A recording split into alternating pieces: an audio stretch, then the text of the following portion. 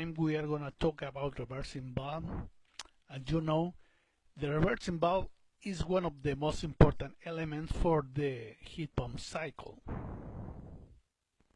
In this section we are going to show the reversing valve and its elements. Here we have the connector for the coil, the 24 voltage that goes to the coil that is going to magnetize the solenoid chamber, and the chamber that has a valve inside. We are going to show later how it has a valve inside. It's going to control all of these three capillaries. We are going to show it with detail later how it's going to control these capillaries, and depends of the discharge on the suction. It's going to control the sliding part inside of the valve that controls the heating or the cooling element. As we show in the parts of the reversing valve, we have made disappear the coil and also the connector in order that you can have a better detail about the inside part of the main part of the body. At this moment we are going to make transparent the main part of the body of the valve in order that you can see what is inside. This is the sliding part, the blue one, and goes towards the left or the right depending of the heating or cooling cycle of the heat pump. The reversing valve is also known as four-way valve, and this is because this is the 1, 2, 3, 4-way, and in any reversing valve is connected always in the same way. This is just for the discharge of the compressor, and this is always attached to the suction line of the compressor that obviously can be connected also before to an accumulator. This side is always attached to the outside coil, the suction of the outside coil, and this is always attached to the suction line of the indoor coil.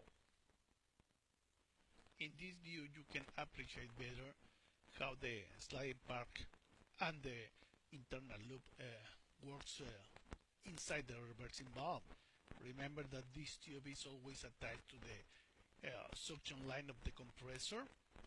Here is the setting is for the cooling mode, and this side is going to the inside coil, and the refrigerant is going to travel from here, going to the internal loop and going to the suction line.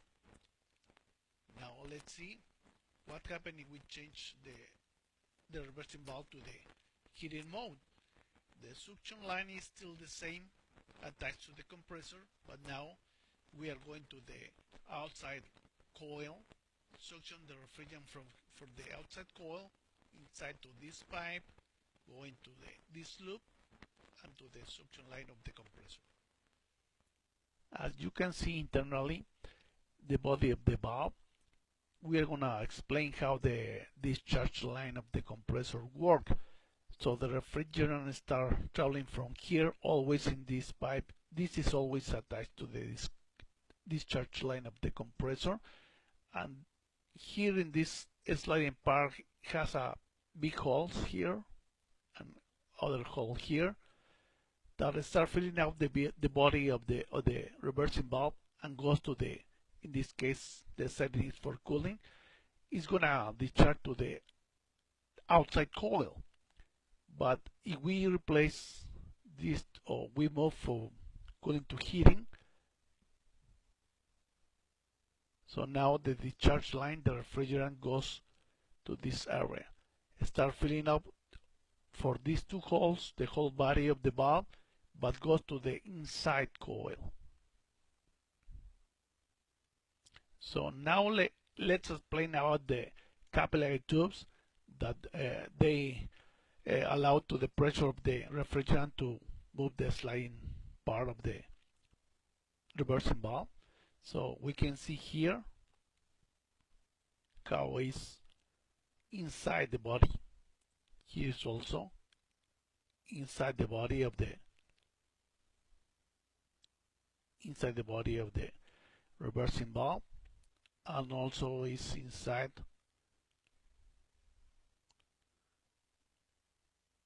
of the suction line. Now let's explain how the capillary system works and also the differential pressure.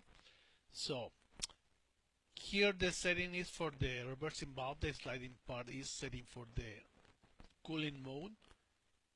Here let's put that this is the inside coil, and this is the suction line that is attached with the internal loop to the internal coil, inside coil.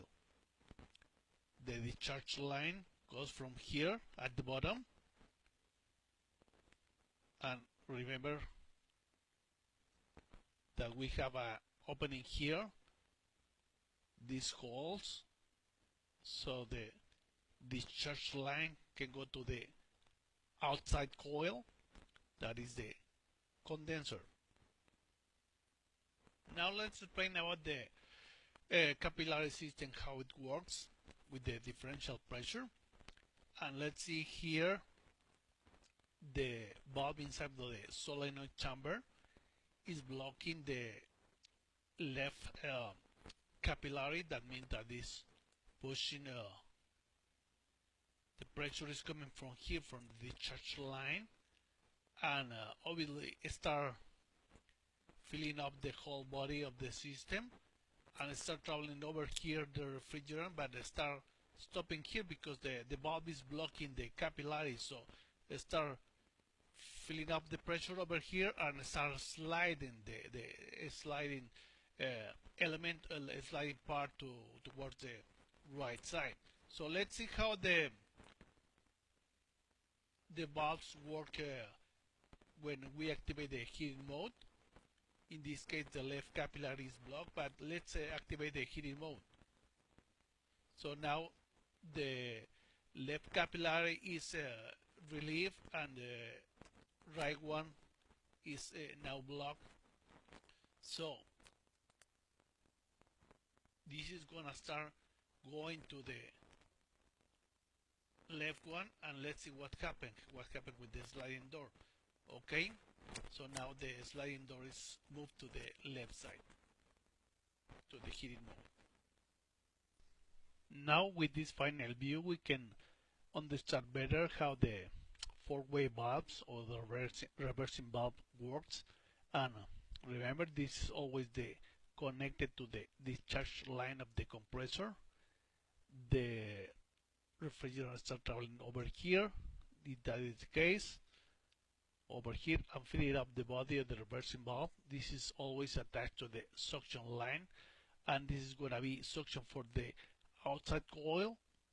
Remember, this is in setting heating mode. It's going to suction over here. Let's see the internal loop, how it's attached one